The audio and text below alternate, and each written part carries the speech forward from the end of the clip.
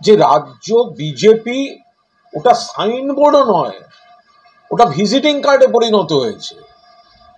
দেখুন, ভারতীয় জনতা পার্টির যা হাল, দিল্লি থেকে শুরু করে পশ্চিমবঙ্গ পর্যন্ত সর্বত্র এই ফলাফলে ধাক্কা খাওয়ার পর, দিল্লিতে ধাক্কা খাওয়ার পর, কমে যাওয়ার পর, আবার বাংলায় গোহারা হারার পর একটা ফুটি ফাটা অবস্থা। দিল্লিতেও যেরকম, বাংলাতেও একই। আমরা তো বারবার বলে এসেছিলাম এই বিজেপির ভেতরে কিছু নেই, গোষ্ঠীবাজি চলছে। আদি বিজেপি বনাম তৎকাল বিজেপি একটা অংশ গিয়ে পার্টিটাকে হাইজ্যাক করে নিয়েছে। মানুষের সঙ্গে যোগাযোগ নেই, বাংলার কোনো উপকারে আসে না, শুধুমাত্র মিডিয়া, সোশ্যাল মিডিয়ায় ভেসে থেকে এদের রাজনীতি, কুৎসার রাজনীতি, প্রতিহিংসার রাজনীতি, এজেন্সির রাজনীতি। তো ফলে মানুষ হারিয়ে দিয়েছেন। এখন দিলীপ ঘোষ এই কথা বলছেন। দেখুন, দিলীপ ঘোষ আমাদের বিরুদ্ধ দলে, বিজেপিতে, ওনার আমরা বিরোধী এবং এটা একটা আদর্শগত লড়াই, আইডিওলজিক্যাল ব্যাটল। কিন্তু দিলীপ ঘোষ যে কথাটা বলছেন তার মধ্যে তো কোনো ভুল নেই। তার কারণ তাকে গোষ্ঠীদ্বন্দ্বের শিকার করা হয়েছে। একজন সাংসদ 5 বছর একটা কেন্দ্রে থাকলেন, তারপরে গোষ্ঠীদ্বন্দ্বের কারণে তার প্রবল অনিচ্ছায় তাকে সরিয়ে আর একটা জায়গায় পাঠিয়ে দেওয়া হলো।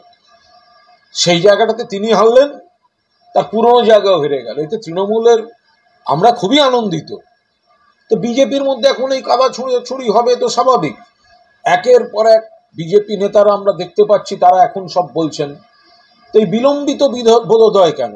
আগে যখন আমরা বলছিলাম বিজেপির ভেতরটা ফুটি ফাটা, আমরা যখন বলছিলাম গোষ্ঠীবাজি চলছে, ওই বিজেপিকে মানুষ ভোট দিতে পারেন না, ওই বিজেপি গোষ্ঠীদ্বন্দ্বে দীর্ণ কয়েকটা টুকরো, তো তখন তো ওনারা আমাদের সমালোচনা করতেন।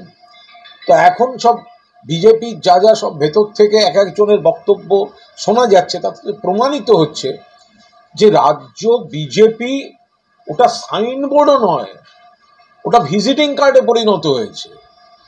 যত দিন যাবে আরো খারাপ হবে। ওটা সাইনবোর্ড নয়, আরো ছোট, ওটা ভিজিটিং কার্ড হয়ে গেছে। ফলে এই গোষ্ঠীদ্বন্দ্ব বিজেপির এটা অনিবার্য পরিণতি ছিল, ব্যর্থতা অনিবার্য ছিল।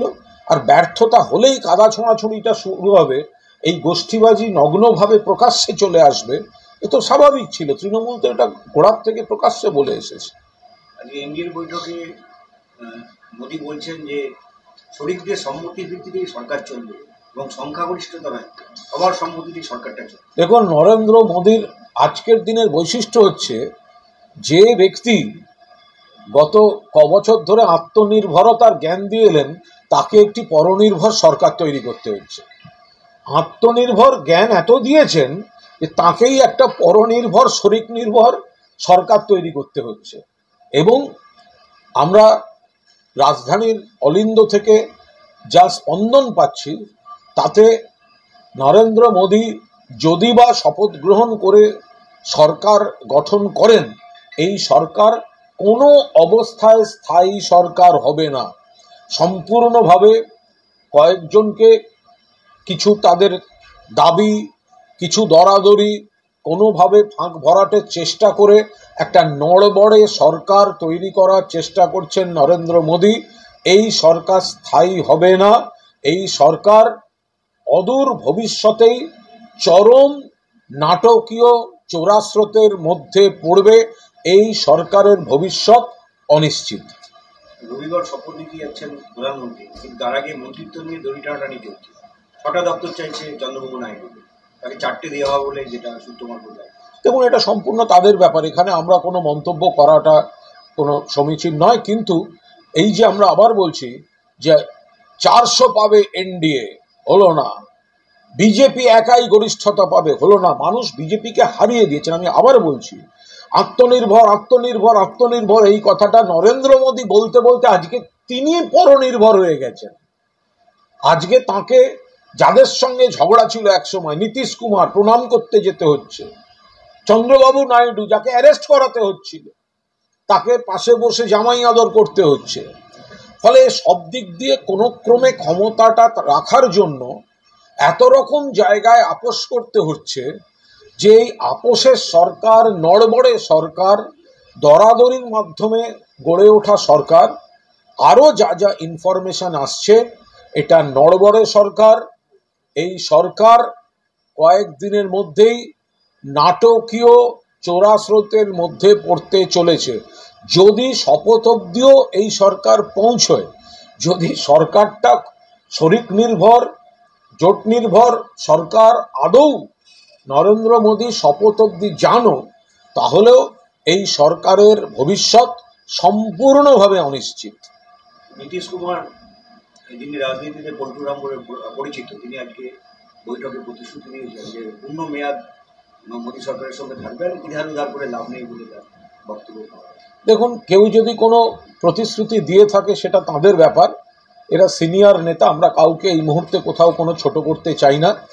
কিন্তু অতীতেও যতবারই প্রতিশ্রুতি দিয়েছেন, সেই প্রতিশ্রুতি মাঝপথে অসম্পূর্ণই থেকে গিয়েছে। ফলে প্রতিশ্রুতি দেওয়া এবং প্রতিশ্রুতি ভঙ্গ, এটা কোনো কোনো দলের রাজনীতিতে একটা স্বাভাবিক গতি প্রকৃতি হয়ে গিয়েছে। ফলে এই প্রতিশ্রুতিগুলিকে সাময়িক বিবৃতি হিসেবে ধরে রাখাই ভালো।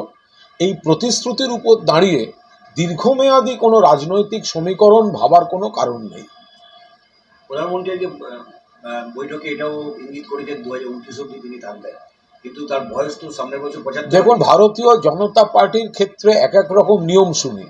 কখনো লালকৃষ্ণ আদবানিজি, মুরলী মনোহর যোশীজির জন্য তখন মার্ক দর্শন মণ্ডলীতে পাঠিয়ে দেয়া হয়।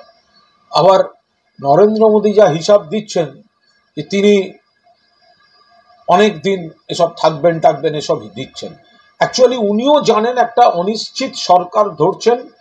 উনি নিজেই জুন মাসে বসে জানেন না ডিসেম্বর অবধি প্রধানমন্ত্রী থাকবেন কিনা। সেই কারণে একটা কৃত্রিম আত্মবিশ্বাসের মোড়ক বাকিদের মধ্যে ঢুকিয়ে দিতে এই 29 সালের গল্প বলছেন। জুন মাসে বসে ডিসেম্বরের গ্যারান্টি উনি দিতে পারবেন না যে ডিসেম্বরে উনি প্রধানমন্ত্রী থাকবেন কিনা, এই সরকার থাকবে কিনা। উনি সেখানে শুধুমাত্র আত্মবিশ্বাসের অভাব থেকে অতিরঞ্জিত একটা ভোকাল টনিক, একটা রাজনৈতিক ইঙ্গিত দিয়ে বাকিদের যেন বোঝাতে চাইছেন সব ঠিক হ্যায় কিন্তু কুছ ভি ঠিক নেই হ্যায়। এটাই হচ্ছে এই সরকারের অন্দরমহলের খবর। যে রাজ্য বিজেপি, ওটা সাইনবোর্ডও নয়, ওটা ভিজিটিং কার্ডে পরিণত হয়েছে। যত দিন যাবে আরো খারাপ হবে। ওটা সাইনবোর্ড নয়, আরো ছোট, ওটা ভিজিটিং কার্ড হয়ে গেছে।